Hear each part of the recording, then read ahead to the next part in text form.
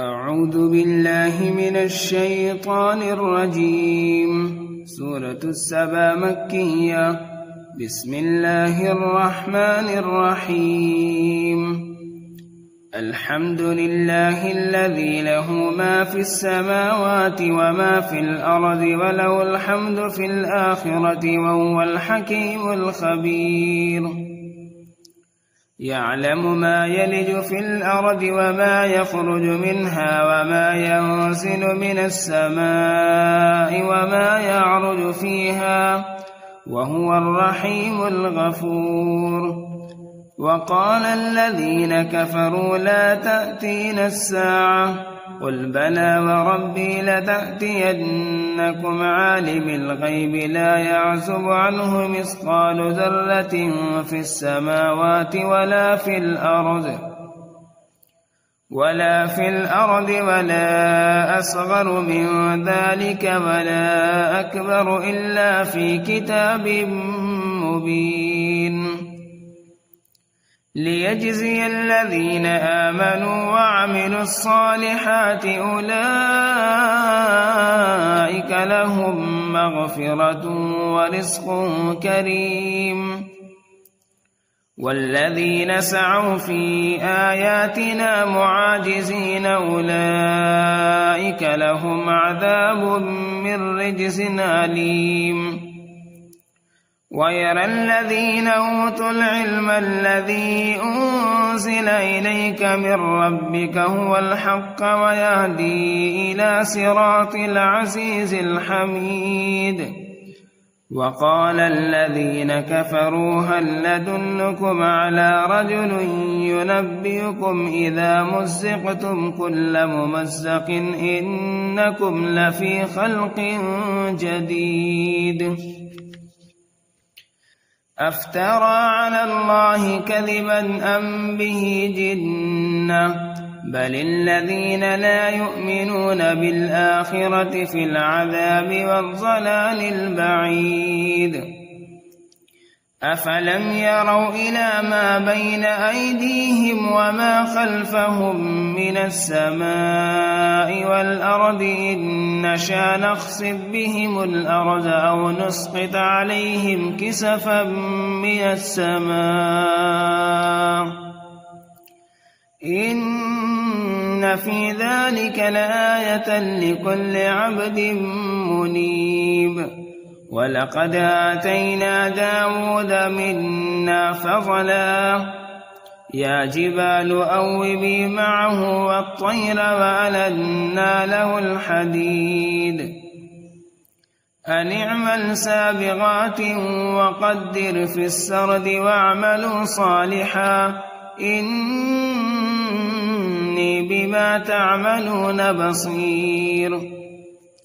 ولسليمان الريح غدوها شهر ورواحها شهر وأسلنا له عين القطر ومن الجن من يعمل بين يديه بإذن ربه ومن يزغ منهم عن أمرنا نذقه من عذاب السعير. يعملون له ما يشاء من محاريب وتماثيل وجفان كالجواب وقدور الراسيات اعملوا آل داود شكرا وقليل من عبادي الشكور. فلما قضينا عليه الموت ما دلهم على موته إلا دابة الأرض تأكل من ساته فلما خر تبينت الجن أن لو كانوا يعلمون الغيب ما لبثوا في العذاب المهين. لقد كان لسبإ في مسكنهم آية جنتان عن يمين وشمال كلوا من رزق ربكم واشكروا له بلدة طيبة ورب غفور. فأعرضوا فأرسلنا عليهم سيل العرم وبدلناهم بجنتيهم جنتين ذواتي أكل خمط وأصل وشيء من سدر قليل ذلك جزيناهم بما كفروا وهل نجازي إلا الكفور وجعلنا بينهم وبين القرى التي باركنا فيها قرى ظاهرة وقدرنا فيها السير سيروا فيها ليالي وأياما آمنين فقالوا ربنا باعد بين أسفارنا وظلموا أنفسهم فجعلناهم أحاديث ومزقناهم كل ممزق إن في ذلك لآيات لكل صبار شكور ولقد صدق عليهم إبليس ظنه فاتبعوه إلا فريقا من المؤمنين وما كان له عليهم من سلطان إلا لنعلم من يؤمن بالآخرة ممن هو منها في شك وربك على كل شيء حفيظ صدق الله العظيم. السلام علیکم ورحمۃ اللہ وبرکاتہ. ترجمہ قرآن کے سلسلے میں پچھلے ہفتے ہم نے سورہ احزاب ختم کی ہے. آج نئی صورت اللہ کی توفیق سے سورہ صبح شروع کر رہے ہیں جو 22ویں پارے میں ہے. سورہ صبح مکی صورت ہے اور اس میں 54 آیتیں ہیں اور 6 رکوع ہیں. یہ یمن کے علاقے میں قوم سبا تھی اس کے ذکر پہ صورت ہے. اس میں ناشکروں اور سلیمان علیہ السلام اور داؤد علیہ السلام جیسے شکر گزاروں کا ذکر ہے. یہ قرآن میں 34 نمبر پہ ہے اور نزول کے اعتبار سے اس کا نمبر 58 ہے. شروع کرتا ہوں اللہ تعالیٰ کے نام سے جو بڑا مہربان نہایت رحم فرمانے والا ہے. الحمدللہ رب العالمین والصلاۃ والسلام علی رسول الکریم وعلی آلہ وصحبہ اجمعین. اما بعد فاعوذ باللہ من الشیطان الرجیم. بسم اللہ الرحمن الرحیم. رب اشرح لی صدری ویسر لی امری واحلل عقدۃ من لسانی یفقہوا قولی. سبحان ربک رب العزۃ عما یصفون وسلام علی المرسلین والحمدللہ رب العالمین. سورہ صبا پارہ 22 آیت 1 سے 21 تک. آیت نمبر 1. تمام تعریفیں اس اللہ کے لیے سزاوار ہیں جس کی ملکیت میں وہ سب کچھ ہے جو آسمانوں اور زمین میں ہے. آخرت میں بھی تعریف اسی کے لیے ہے. وہ بڑی حکمتوں والا اور پورا خبردار ہے. مطلب یہاں اللہ رب العزت کی حکمتیں اور اس کی حمد و ثنا بیان ہوئی ہیں کہ سب کچھ اس کے ارادے اور فیصلے سے ہوتا ہے. تمام نعمتیں انسانوں کے لیے اسی نے پیدا کی ہیں. اس کا احسان ہے اسی لیے تعریف بھی اسی کی ہے ہونی چاہیے. اور حدیث پاک میں بھی ہے کہ حشر میں میرے ہاتھ میں حمد کا جھنڈا ہوگا اور اس روز جو میں حمد کروں گا وہ آج نہیں کر سکتا. یہ نبی اکرم صلی اللہ علیہ وسلم نے فرمایا. اور نبی اکرم صلی اللہ علیہ وسلم کا نام بھی حمد سے ہی ہے. محمد، حامد، احمد یہ سب حمد سے ہی بنے ہوئے نام ہیں. اور اصل تو حمد جو ہے وہ نبی اکرم صلی اللہ علیہ وسلم کر گئے. اللہ کی ایسی حمد تو کوئی کر ہی نہیں سکتا رہتی دنیا تک. اور قیامت میں بھی نبی اکرم صلی اللہ علیہ وسلم کے ہاتھ میں حمد کا جھنڈا ہوگا. تو یہی اس آیت میں بتایا گیا. آیت نمبر 2. جو زمین میں جائے اور جو اس سے نکلے، جو آسمان سے اترے اور جو اس میں چڑھ کر اس میں جائے، وہ سب سے باخبر ہے اور وہ مہربانی نہایت بخشش والا ہے.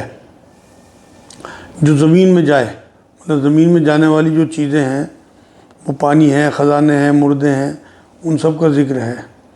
اور جو اس سے نکلے مطلب جو زمین سے جو چیزیں نکلتی ہیں، پودے ہیں، نباتات ہے، اناج ہے، اور ہم بھی زمین سے ہی نکلے ایک حساب سے.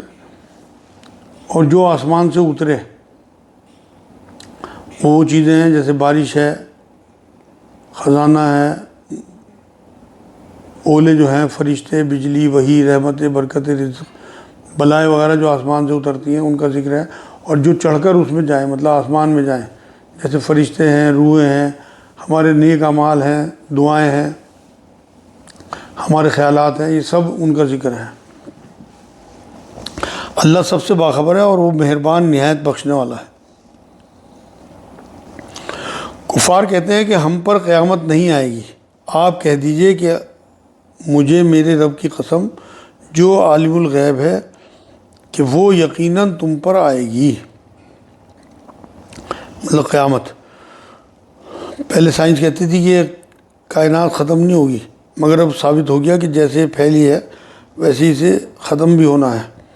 اللہ تعالیٰ سے ایک ذرے کے برابر بھی کوئی چیز پوشیدہ نہیں، نہ آسمانوں میں نہ زمین میں، بلکہ اس سے بھی چھوٹی اور بڑی ہر چیز کھلی کتاب میں موجود ہے۔ مطلب یہاں اللہ نے کہا ایٹم سے بھی چھوٹی کوئی چیز ایسی نہیں ہے جو اللہ سے پوشیدہ ہو۔ حضرت لقمان نے سورہ لقمان 16 نمبر آیت میں بھی کہا تھا کہ رائی کے دانے کے برابر بھی کوئی چیز ایسی نہیں ہے کہ جو اللہ کو نہ معلوم ہو۔ تو ہر چھوٹی بڑی چیز، ہر چیز جو ہے کھلی کتاب میں موجود ہے، مطلب روشن کتاب میں اسی لیے لکھا گیا تاکہ آخرت میں نتائج نکلیں لوگوں کے کہ جو بھی یہاں سے کر کے جائیں گے، تاکہ وہ ایمان والوں اور نیکوکاروں کو بھلا بدلہ عطا فرمائے۔ یہی لوگ ہیں جن کے لیے مغفرت اور عزت کی روزی ہے۔ مطلب قیامت کا اصل مقصد، کیونکہ اگر نہیں آتی تو پھر نیکوکار رہے دنیا میں، ان کا جو ہے اگر یہاں پہ جو ہے انہوں نے نیکی کی ہوں گی تو، اور اگر آخرت میں انہیں بدلہ نہیں ملا تو انہیں تو بہت نقصان ہوگا۔ تو یہ تو ہو ہی نہیں سکتا کہ قیامت برپا نہ ہو۔ تو یہاں اللہ رب العزت نے وہی بات کی کہ قیامت آنے کی وجہ بتائی یہاں پہ، اور یہی لوگ ہیں جن کے لیے مغفرت اور عزت کی روزی ہے۔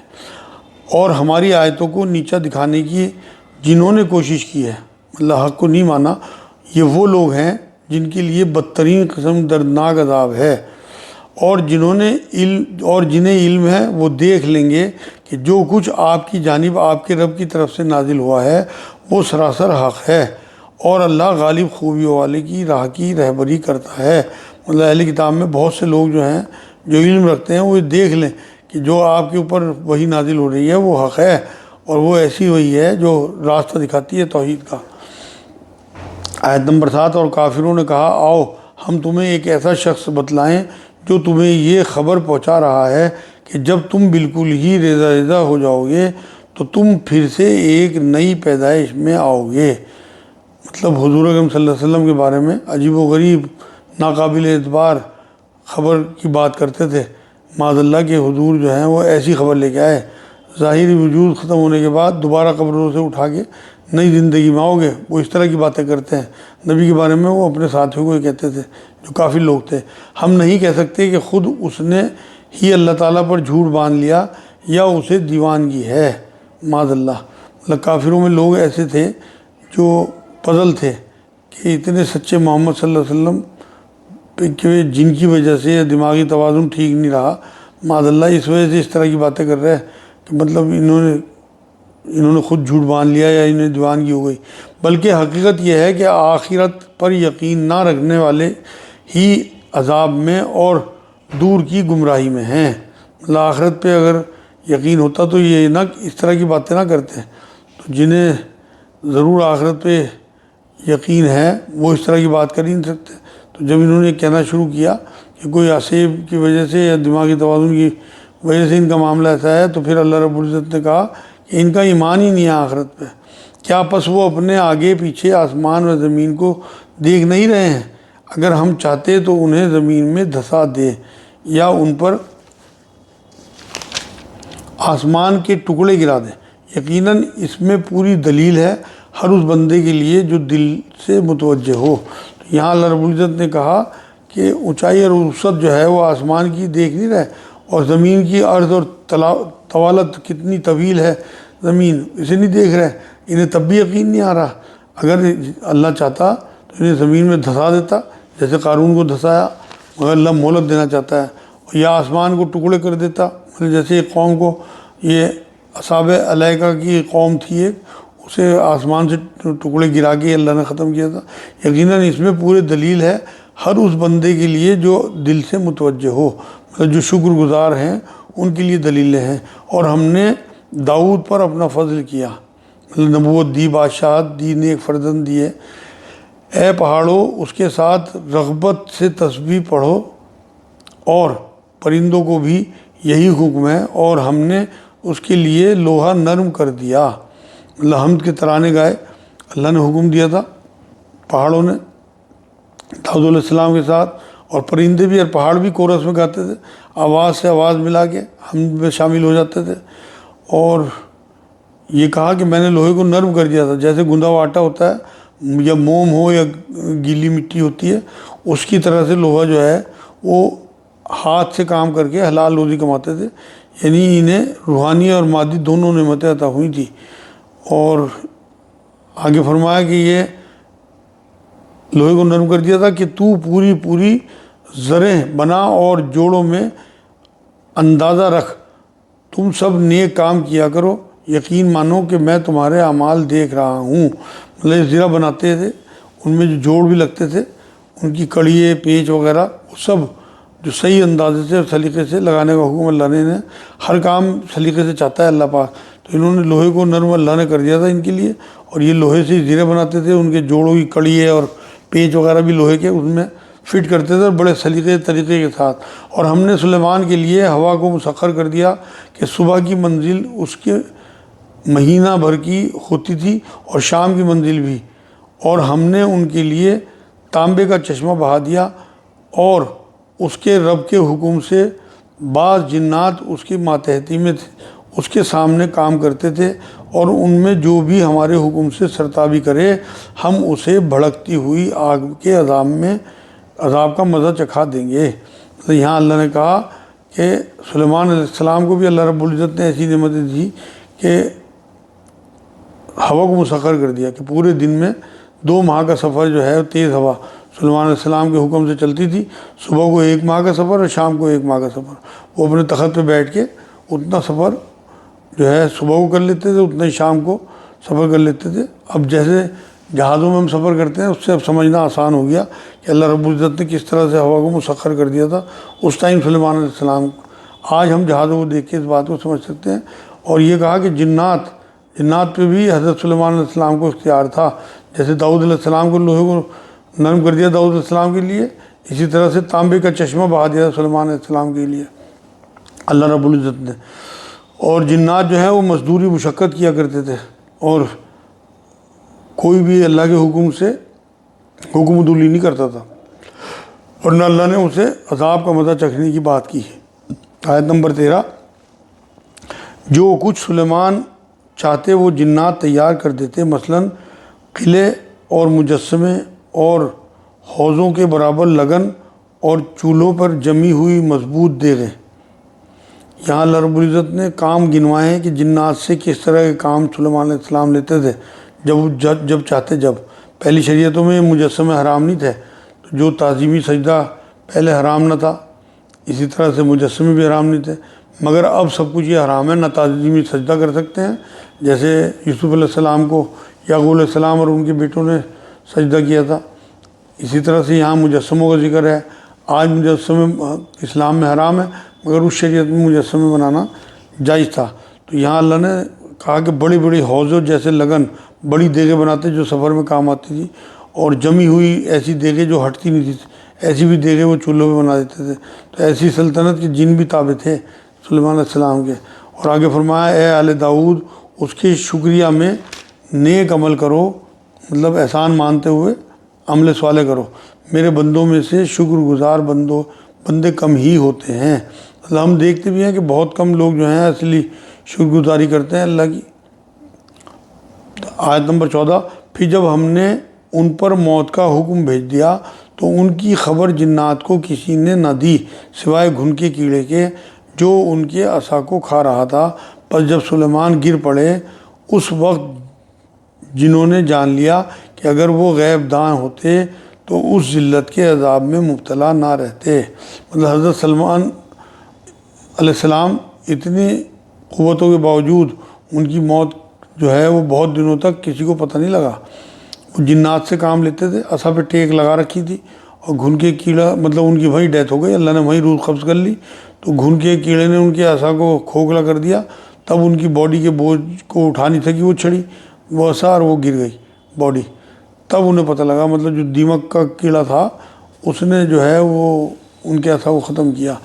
مطلب اس ٹائم یہ مشہور تھا کہ جنات کو بھی غیب کا علم ہے کچھ، مگر اللہ رب العزت نے ثابت کرنا تھا، تو یہاں یہ بات ظاہر کر دی، مطلب جنات کو کوئی غیب کا علم نہیں تھا، جیسے اس وقت مشہور تھا جنات علم غیب رکھتے ہیں، انہیں پتہ ہوتا کہ یہ فوت ہو چکے تو کبھی مشقت چھوڑ کے ہٹ چکے ہوتے وہاں سے، وہ تو سمجھ رہے تھے کہ حضرت سلیمان علیہ السلام کھڑے، دوسرے نے اتنی عقل نہیں تھی کہ جتنی انسان کو اللہ نے دی، ورنہ سوچتے کہ اتنے دنوں سے نہ انہوں نے کھایا نہ پیا، کیا بات ہے۔ اسی لیے جن کبھی بھی انسانوں جیسی ترقی نہیں کر سکتے کہ اللہ رب العزت نے انہیں اس طرح کا علم نہیں دیا جیسا انسان کو دیا۔ آگے آیت نمبر 15 میں قوم سبا کے لیے اپنی بستیوں میں قدرت الہی کی نشانیاں تھیں، مطلب ملکہ سبا علاقے کا نام تھا جو آج کل یمن ہے، اس قوم سبا کا ذکر ہے۔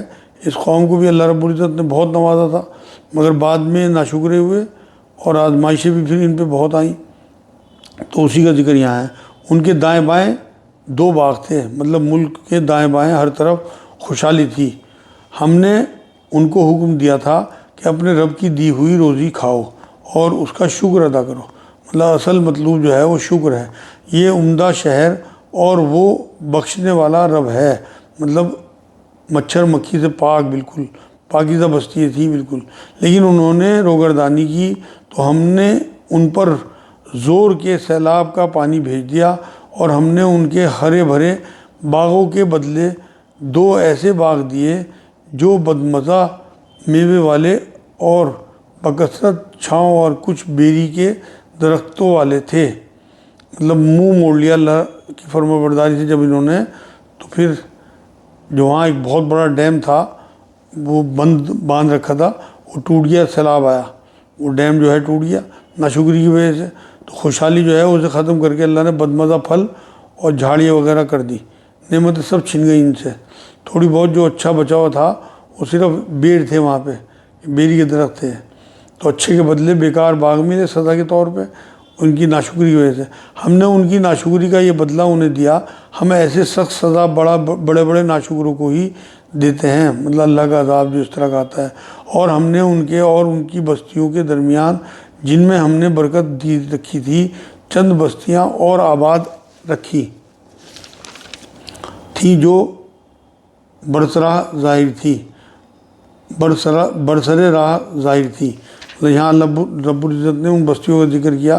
یمن سے فلسطین تک امن اور حفاظت کی تجارتی روٹ تھا، جہاں جاتے سب لوگ اور بنا خوف سفر کرتے تھے، تو یہ اسی کا ذکر اللہ رب العزت نے کیا کہ جو برسر راہ ظاہر تھی، مطلب وہ بہت پھلی پھولی بستیاں تھیں اور لوگ سفر کرتے تھے، اور ان میں چلنے کی منزلیں مقرر کر دی تھی، مطلب قریب قریب بستی تھی تاکہ سفر کا جو ہے وہ کرنا آسان ہو جائے، اور جہاں جب مرضی رکیں، کھائیں پئیں، آرام کریں لوگ۔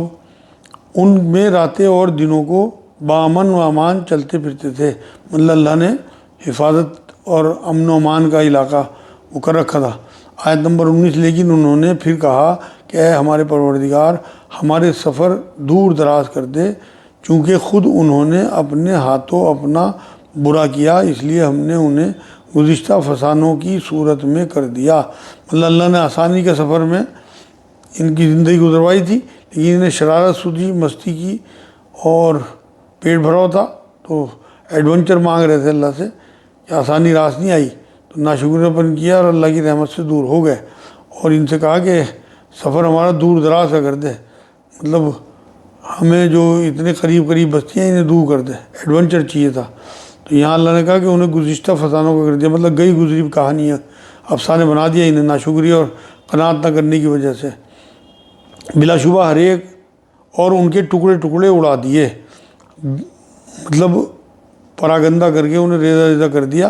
حضور صلی اللہ علیہ وسلم کی پیدائش سے 125 سال پہلے یہ واقعہ ہوا تھا، یہ باندھ ٹوٹا تھا اور سب ختم کر دیا گیا تھا، مطلب اجڑے باغ رہ گئے تھے، سب کچھ تتر بتر ہو گیا تھا۔ تو بلا شبہ ہر ایک صبر و شکر کرنے والے کے لیے اس ماجرے میں بہت سی عبرتیں ہیں، اور شیطان نے ان کے بارے میں اپنا گمان سچا کر دکھایا، یہ لوگ سب کے سب اس کی تابعداری بن گئے تھے سوائے مومنوں کی ایک جماعت کے۔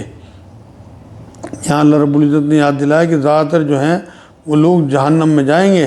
شیطان نے جو انہیں چیلنج دیا تھا، انہوں نے اس کی مان کے ناشکری ثابت کی۔ سورہ اعراف 17 میں بھی اس بات کا ذکر ہے۔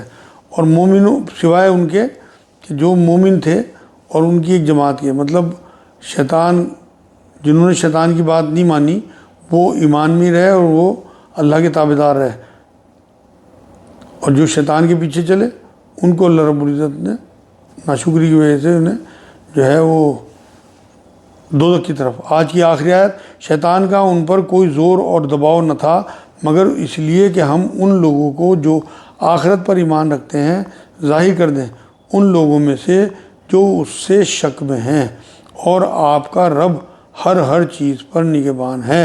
مطلب یہاں اللہ رب العزت نے اس آیت میں بات بتائی کہ شیطان کو ہم نے کوئی غلبہ نہیں دیا، اور جنہوں نے شیطان کی نہیں مانی وہ بچ گئے، اور شیطان کا کوئی زور جو ہے وہ انسان پہ نہیں چلتا۔ تو شیطان کو آزمائش کے لیے چھوٹ تو دی اللہ رب العزت نے کہ وہ انسان کو برگلا سکے، لیکن شیطان انسان پہ اختیار نہیں رکھتا، مگر کوشش کر سکتا ہے، منوا نہیں سکتا۔ تو یہاں اللہ رب العزت نے کہا اور آپ کا رب ہر چیز پہ نگہبان ہے، مطلب علم، باریک بینی اور ہر وقت چوکس رہنے کی وجہ سے اللہ کو ہر چیز کا پتہ ہے کہ کون کیا کر رہا، کسی کیا نیت ہے، ہمارے خیالات، ہمارے وسوسے، ہماری نیتیں، ہمارے اعمال سب اللہ تک پہنچتے ہیں۔ یہ آج الحمدللہ سورہ سبا کے شروع کے 2 رکوع آیت نمبر 21 تک اللہ رب العزت پورے کرا دیں۔ وما علینا الا البلاغ۔